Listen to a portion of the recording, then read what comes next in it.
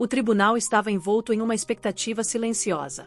Fileiras de espectadores ocupavam os bancos de madeira, lançando olhares cautelosos entre os advogados, a juíza e o réu sentado à mesa da defesa. As luzes fluorescentes no teto piscavam de leve, projetando sombras alongadas sobre o piso polido.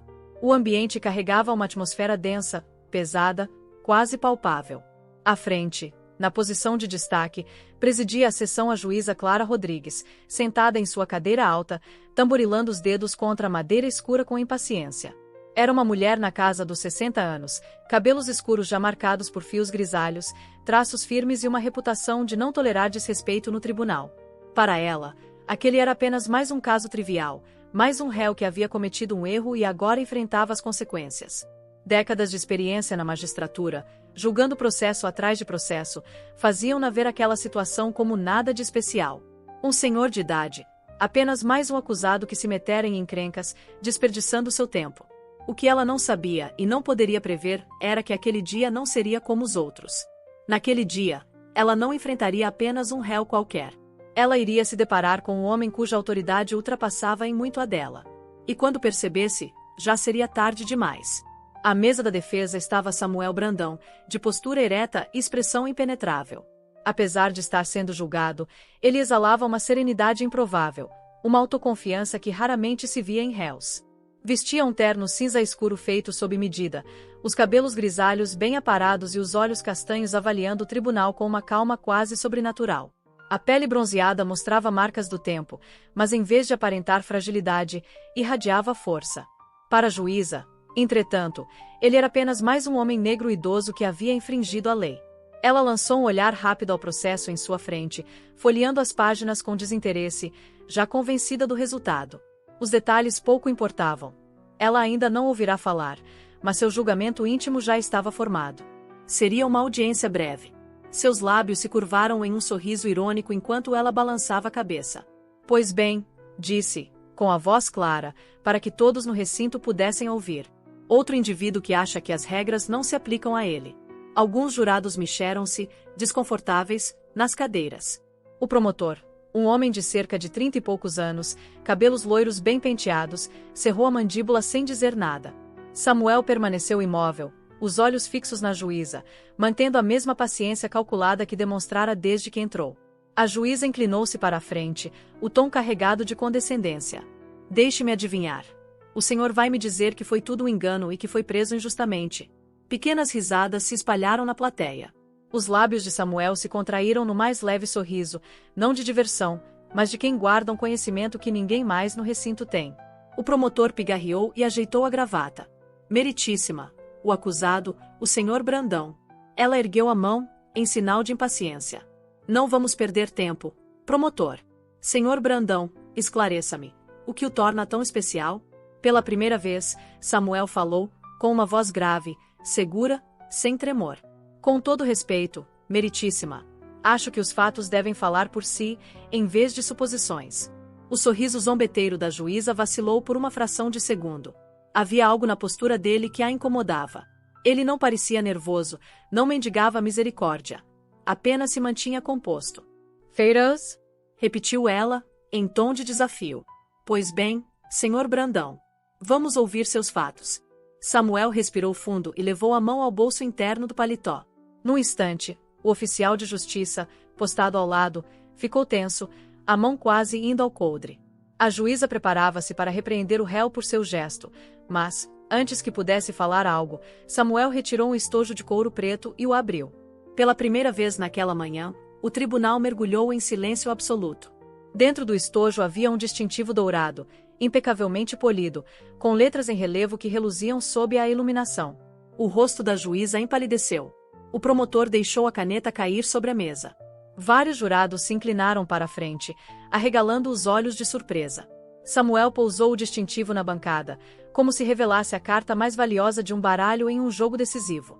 Meu nome, ele disse, com um peso na voz que fez a espinha de todos gelar, é diretor Samuel Brandão, da Agência Brasileira de Inteligência. A juíza sentiu a garganta secar. Samuel deixou o silêncio pairar, para que a gravidade daquela revelação fosse absorvida por todos. Em seguida, pegou uma pasta de sua maleta, ostentando o brasão oficial do governo federal. E, Antes de continuarmos com esta farsa, prosseguiu, sem alterar a calma no tom, sugiro que reconheçamos a natureza ilegal da minha prisão. Além de injustificada, ela viola diretamente diversas leis federais. Os dedos da juíza cravaram-se na madeira do estrado, os nós dos dedos ficando brancos. O promotor folheava seus documentos em desespero, como se tivesse deixado escapar um detalhe fundamental. Samuel empurrou a pasta na direção do oficial de justiça. Isto, disse ele, batendo com o dedo sobre a capa, é uma queixa formal encaminhada ao Ministério da Justiça e Segurança Pública, detalhando os abusos cometidos pelos policiais que me prenderam, incluindo as acusações falsas que me trouxeram aqui hoje. O peso de suas palavras pairava sobre a sala. Entenda, meritíssima, continuou ele, fixando o olhar na juíza. Aqueles oficiais não se deram ao trabalho de verificar quem eu era. Simplesmente presumiram algo baseado na minha aparência. O rosto do promotor agora refletia um misto de vergonha e pânico. Samuel inclinou-se levemente à frente, a voz ainda firme.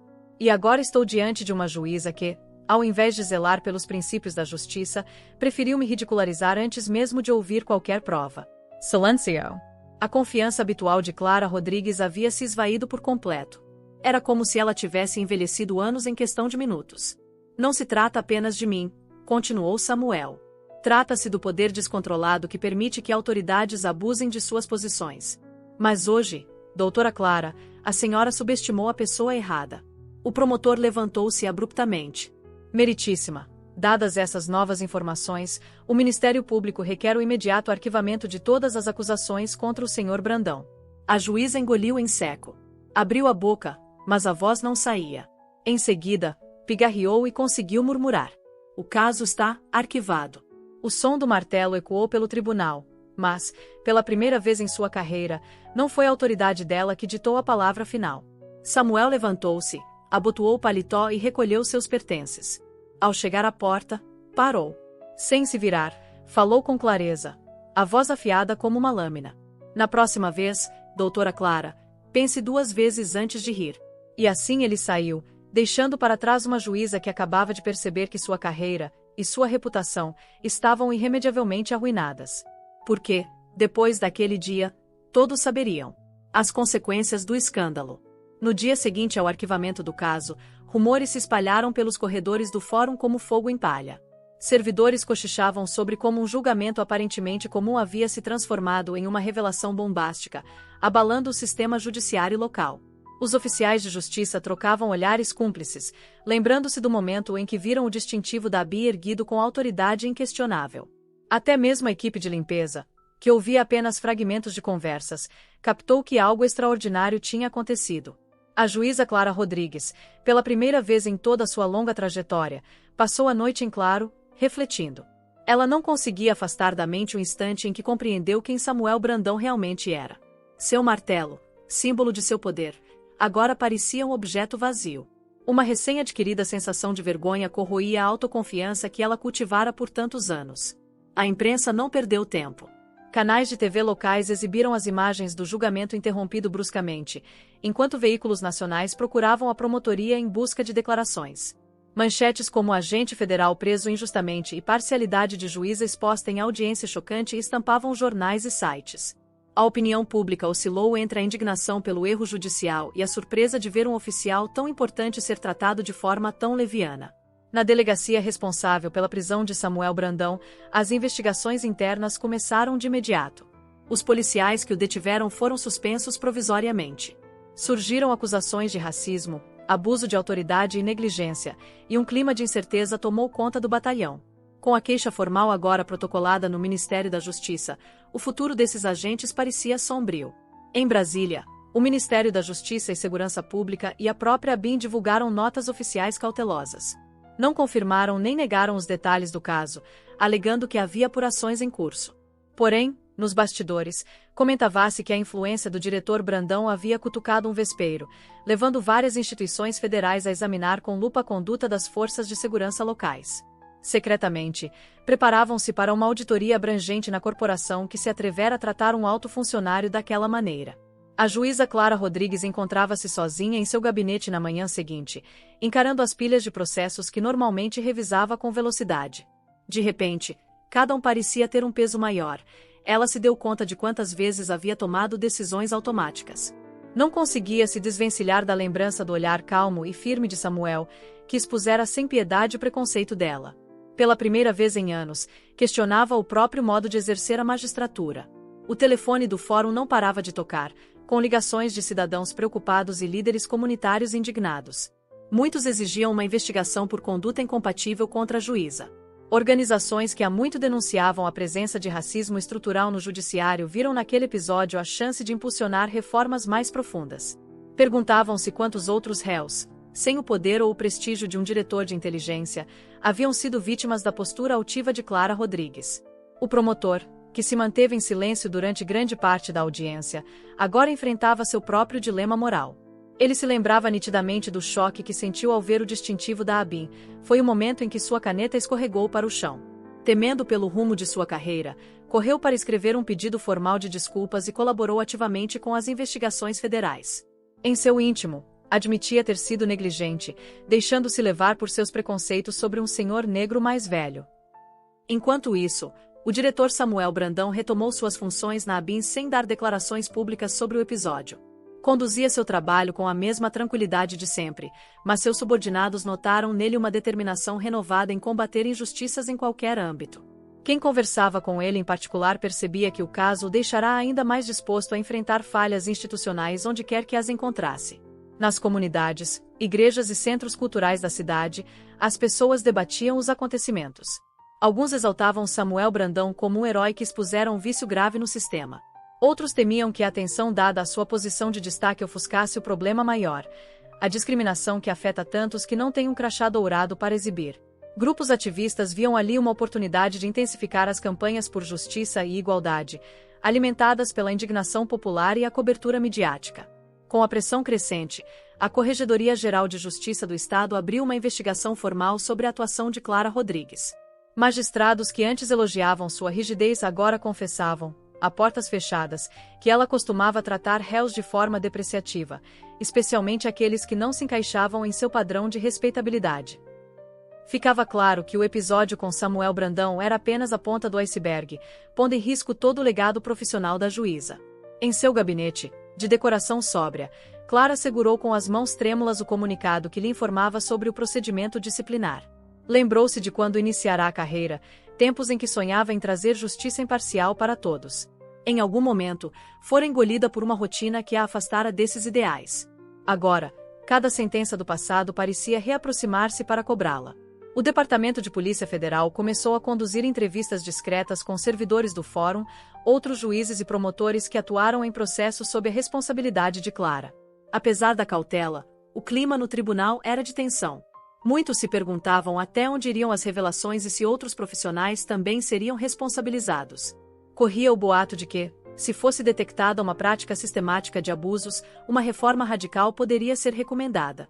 Com a divulgação do caso, mais pessoas se apresentaram, alegando também terem sido injustiçadas pelas decisões de Clara Rodrigues. Organizações de direitos humanos ingressaram com pedidos para reabrir processos e promover a revisão de sentenças potencialmente viciadas por preconceito.